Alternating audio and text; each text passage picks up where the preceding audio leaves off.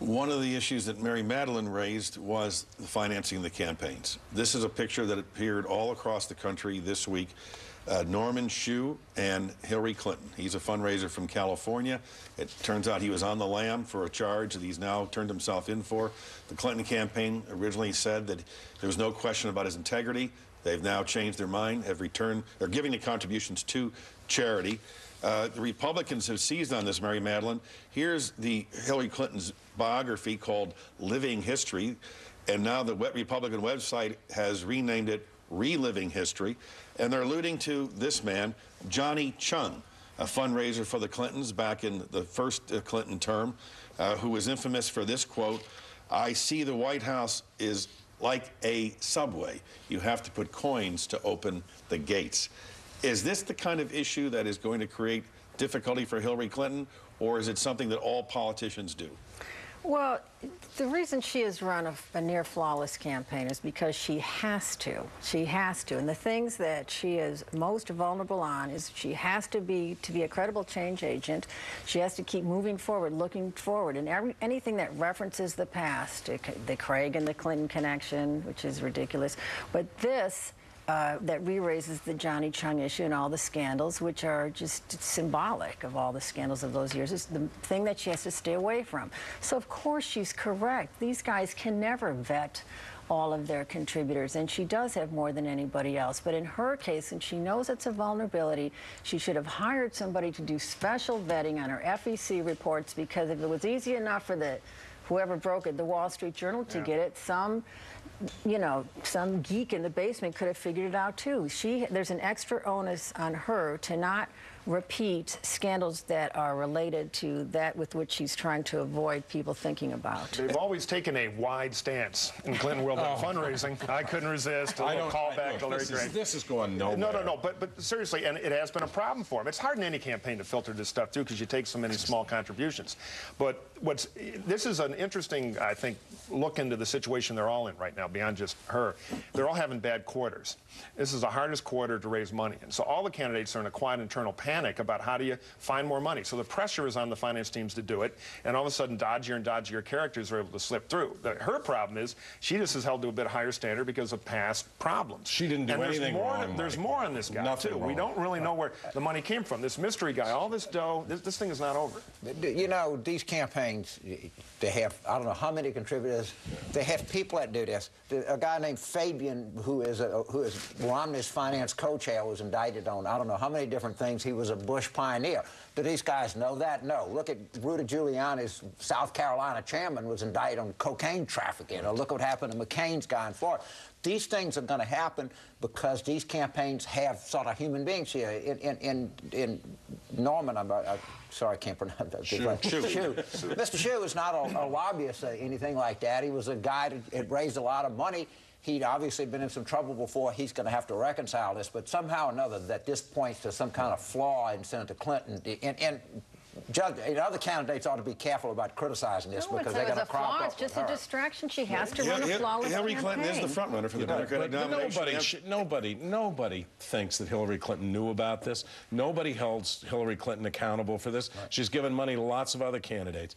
The biggest story, by the way, in terms of the primaries, is the Democrats agreeing now not to campaign, all of them, in Michigan and Florida if they go ahead of Iowa. That actually, in a perverse way, if the states stick to the calendar, could, for example, help Senator Clinton. If no one campaigns and she wins Florida, wins the primary in Florida, wins the primary in Michigan, that could have a knock-on effect in Iowa. Could change things.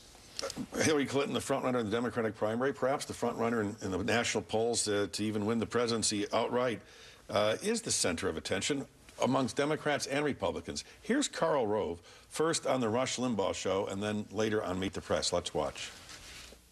I think she's likely to be the nominee, and I think she's fatally flawed. She enters the general election campaign with the highest negatives of any candidate in the history of the Gallup poll. Elizabeth Edwards, the wife of John Edwards, weighed in on this debate in Time magazine. This is what Elizabeth Edwards had to say. "I do not think the hatred against Hillary Clinton is justified. I don't know where it comes from.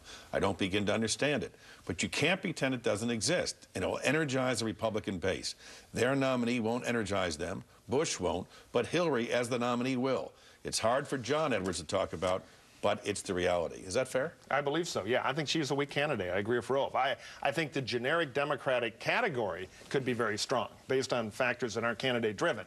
But of the Democratic candidates I see right now, I think she's the weakest of the big three in a general election. Well, first of all, she's gotten a lot stronger since this campaign started. I mean, I'd be fair, I would be more than fair to her because, as I said, I'm very sympathetic to her. Everybody'd say she's overperformed, and now she's starting to lead in all of these national polls. These things are pretty sort of meaningless at this point.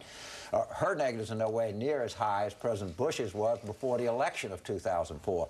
So I think that Mr. Rove was just out pontificating on Russia. He's doing one of two things. Either he's getting some early licks in, or he's trying to attack her to help her with the Democratic base. But you got to be careful about this, because we all remember how the Democrats in 1980 were saying, boy, we want Ronald Reagan.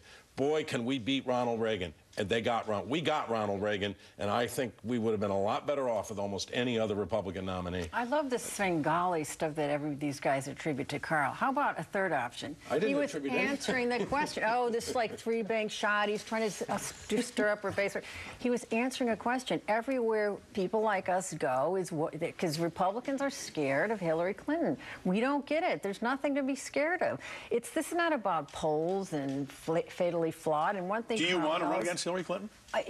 Over which we have no control, we do not worry. I would like to run against a classic Democrat because those sets of principles, that government operating principle, has lost consistently since the founding of this country. She is a big government centralized thinker, and so that's what we want to run against. Do Republicans want Hillary Clinton? Well, to the extent we want anybody, I just think she's the weakest. I mean, I don't agree with my friend James on that she's doing that great in the Democratic primary. The fact she's fighting in the Democratic primary and doing okay, but that she's in a fight with the assets of being a senator from New York, being pretty well respected, the wife of a former very popular Democratic president, and she's not cakewalking through this thing, to me is a sign of weakness. We don't have cakewalks.